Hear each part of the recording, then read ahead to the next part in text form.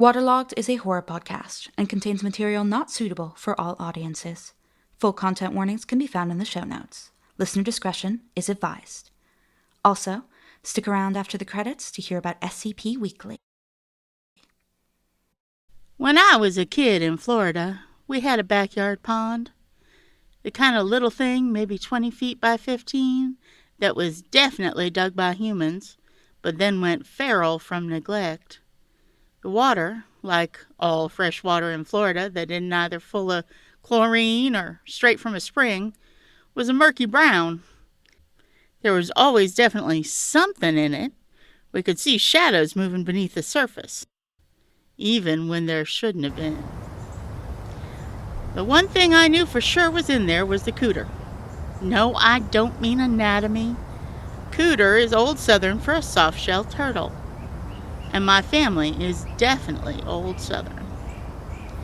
Now, as hilarious as cooter for a turtle is, even more hilarious is the fact that my little brother, 5 years old at most, could call it and it would come. So now I want you to picture a tiny dimpled toe-headed boy standing there on the edge of the pond, holding his daddy's hand, calling in a high piping voice, "Cooter! Cooter!"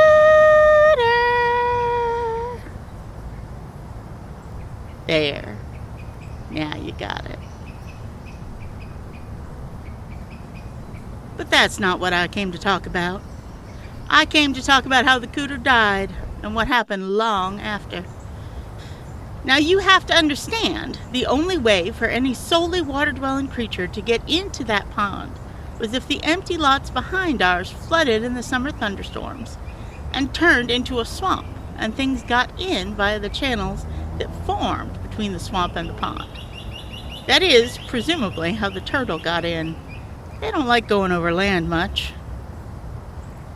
But it wasn't the only thing that found that pond.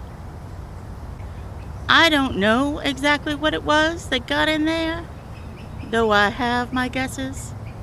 I only know that at about 8 years old, I broke the rules one day after a real cloudbuster and went back to the pond in my purple boots. Now, the movie thing would be for everything to go silent. Maybe I'd hear the water moving, but nothing else. It wasn't like that, though. Instead, everything else got loud. The crickets, the mosquito by my ear, the frogs in the pond, the wind in the trees, the thunder as the storm moved off.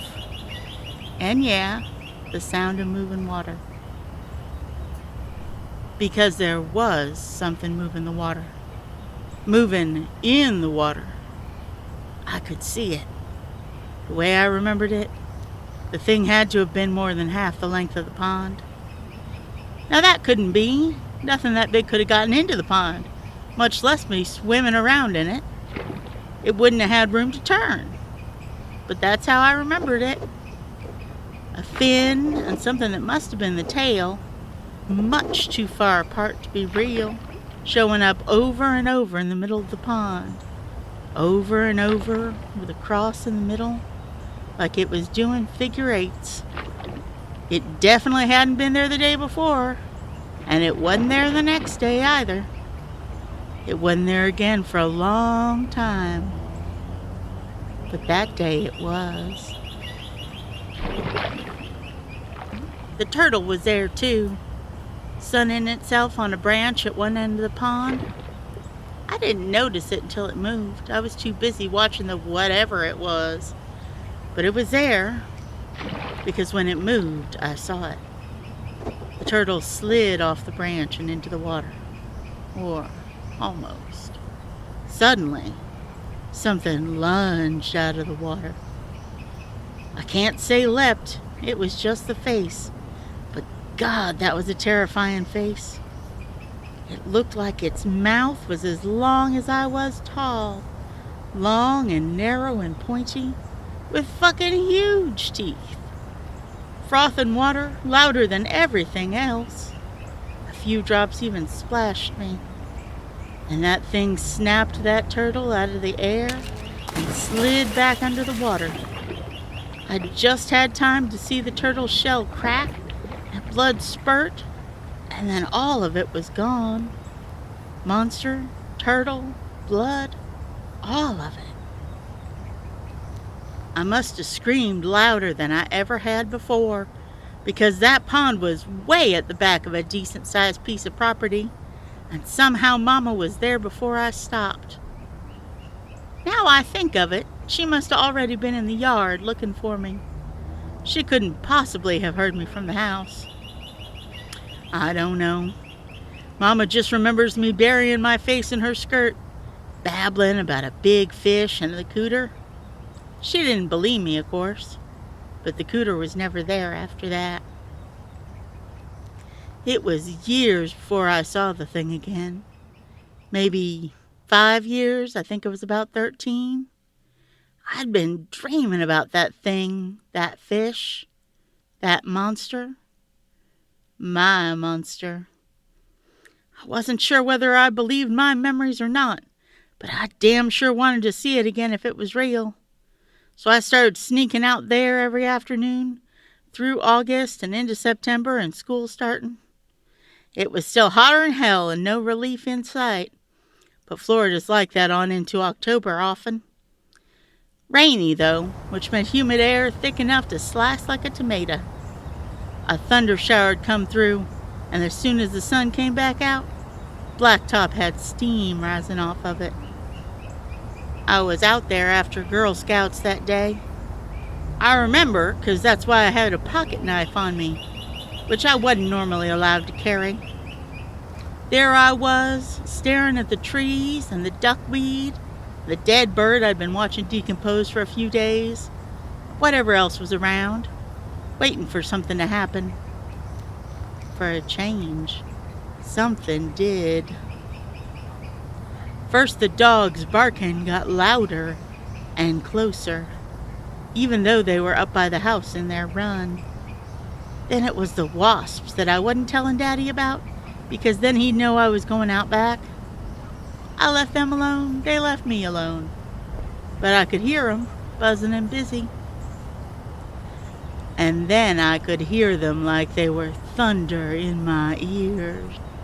I scrambled to the very edge of the pond, and there was my monster fish, doing figure eights again. I had to stifle a whoop of excitement. If anybody heard, that'd get me in trouble for sure. I watched for long moments, probably not as long as it seemed like, but as long as my hyperactive little self could bear it. Then I backed up slowly, got out my pocket knife, unfolded the long blade. I used it to stab that half-rotten bird through the wing, lift it up, and fling it out over the water. This time there was no blood, of course. There was that face again, and that lunge out of the water. Snap! And both the bird and my monster were gone, along with the stink and the mess of feathers. This time, I didn't scream. This time, I was not a timid little girl. This time, I was excited and damn fascinated. Instead of making noise, I ran laps around the backyard to get out that huge, joyful feeling inside me. It was real. Oh, it was real. It was real. Those words just ran around and around in my head. My mama stopped me and made me come in to do chores, and I couldn't run anymore, but the words kept going. They kept going for a long time after that. It was another, 6 or so years before I saw it again, because I was home on a visit from college. My parents and brother were moving soon, further south down the coast. I came back to see that house I'd grown up in one more time. Now, by this time, I wasn't sure I believed my memories anymore, either set. Even though they stayed solid, crystal clear and sharp enough to cut myself on, it felt like. I dreamt of it sometimes, and that helped convince me it hadn't been real. I wanted it to be, though. So bad. I got out back there, and as I got closer, the sound started. Everything got louder, sharper, clearer.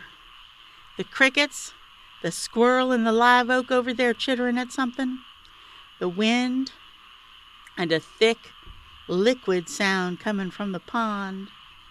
The smoke left hanging in the air from the fires a few miles away smelled stronger too.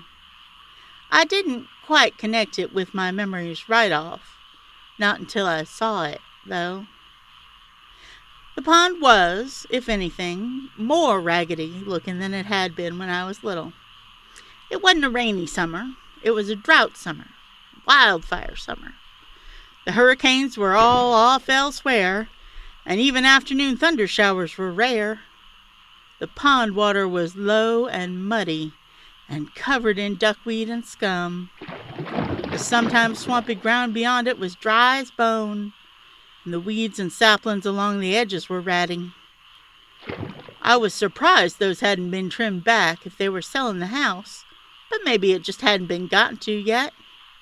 Didn't matter.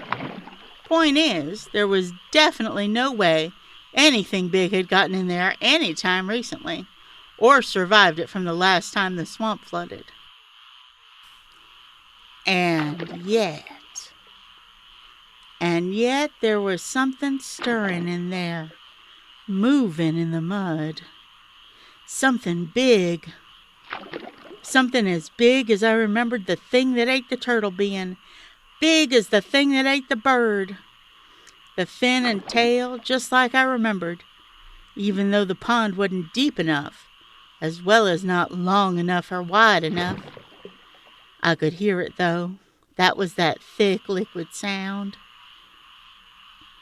I stared for a while, shocked, remembering being 8 years old and terrified, sure I'd seen a monster.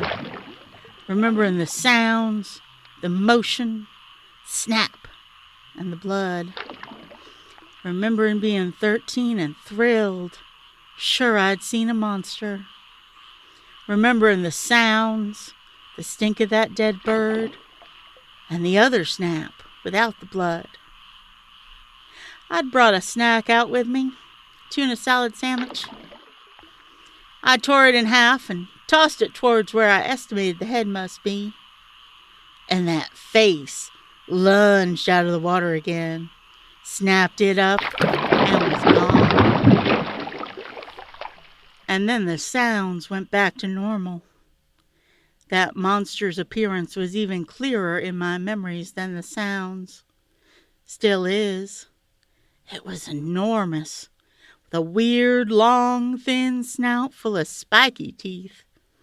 Its scales moved wrong somehow, and they had serrated edges, and instead of silvery or stippled or striped, the thing looked bone white. Where in hell had it come from? How in hell had it gotten there? And where was it now? Because once again it was gone. I even threw in the other half of my sandwich, but it didn't pop back up. The bread just got soggy and sank. Whatever door that had opened enough to let it through had closed again behind it as soon as it fed. It didn't come back that weekend, or again before the house sold, as far as I know.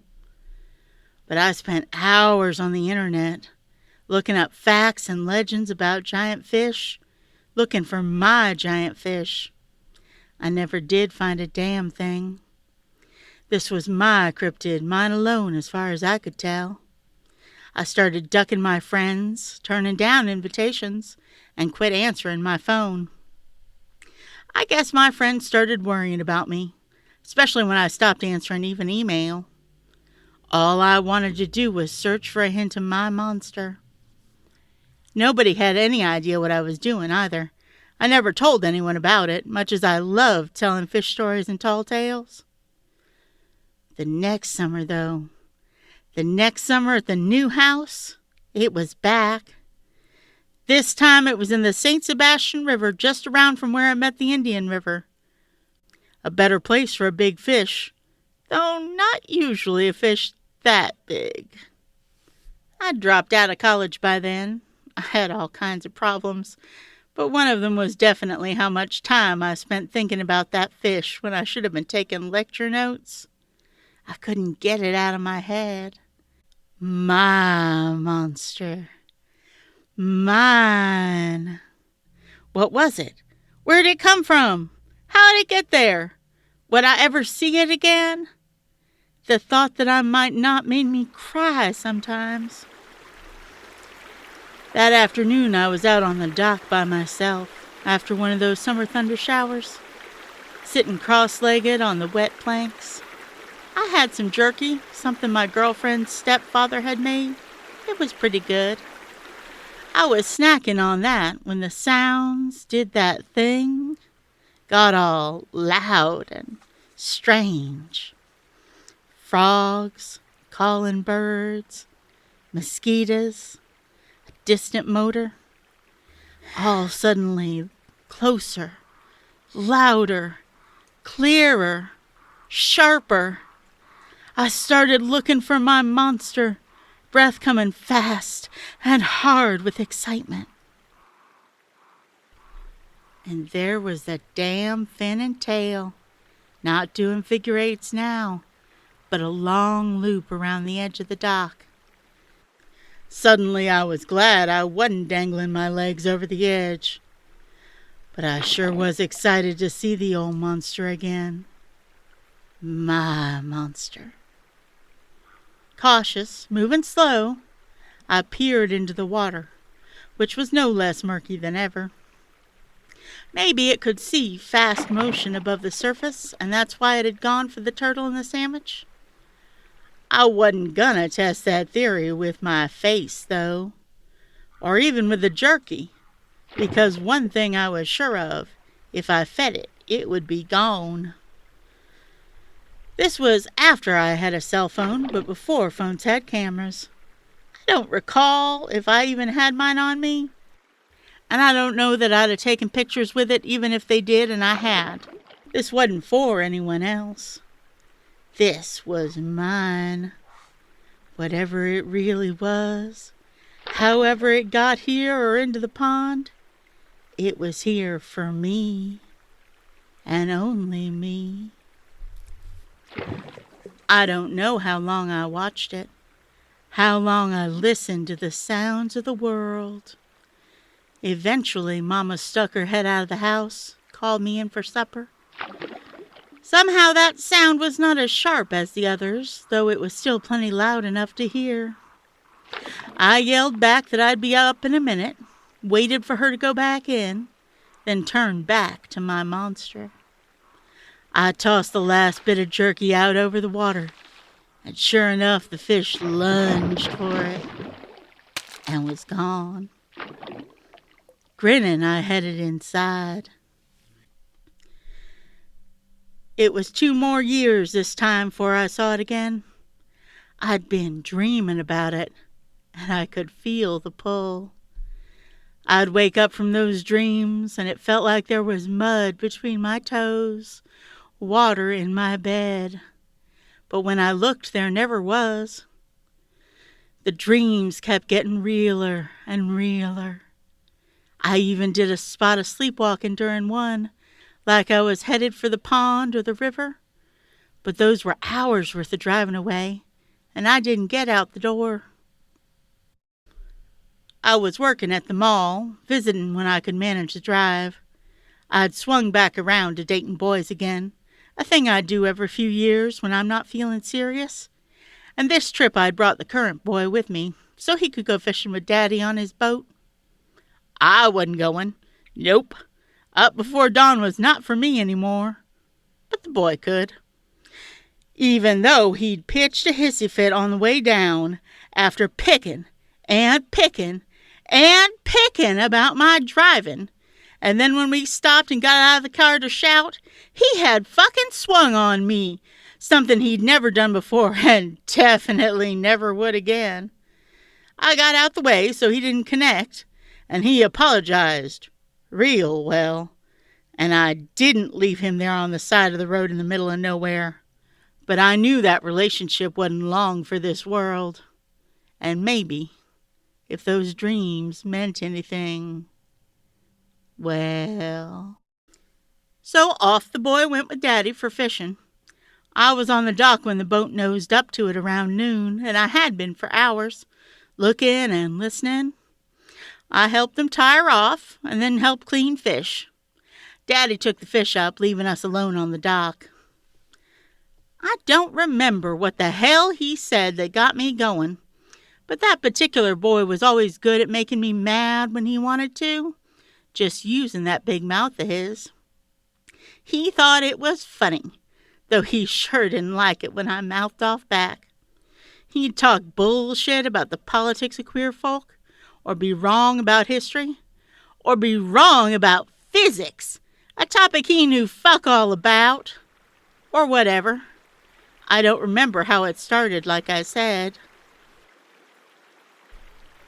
But that day he pissed me off a little extra.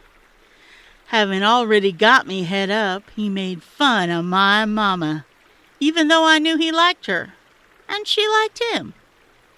But he started in about her weight, and then it was her cooking. And then, of all the goddamn things, her Tennessee accent, when his was pure hillbilly, him being from the mountains in the north of Georgia. I couldn't have that.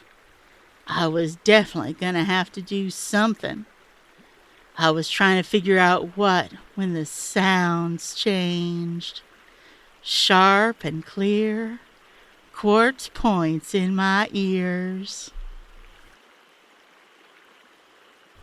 I ducked my head to hide my grin.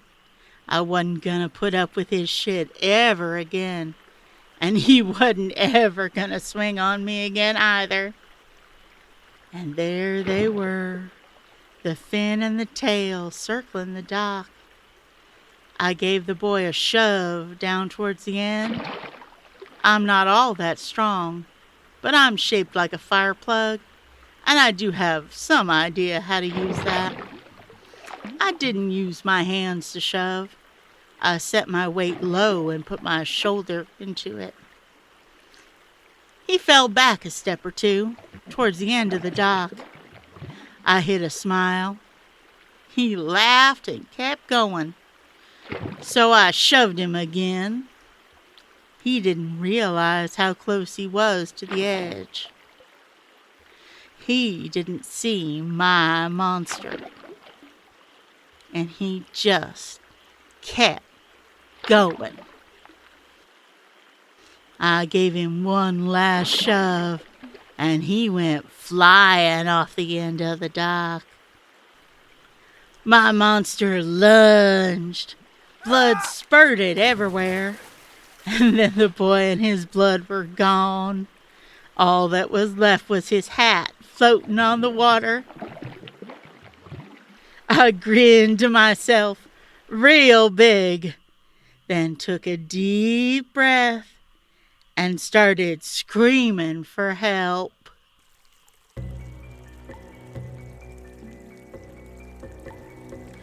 And It Was This Big was written and performed by Rebecca Lynde-Scott. It was directed, edited, and sound designed by Daisy McNamara. Our theme song was by Lou Sutcliffe. It was produced by Ash Seguente and Daisy McNamara. Follow us on social media at WaterloggedPod. Links are in the show notes. Waterlogged is a production of Eelsong Studios and Law of Names Media. If you like the show, please leave a review and tell your friends. I'd also like to give a shout out to SCP Weekly. SCP Weekly brings you news from the SCP community, from staff and policy changes and new stories to enjoy on the main site, to adaptations and original content, including video games and film.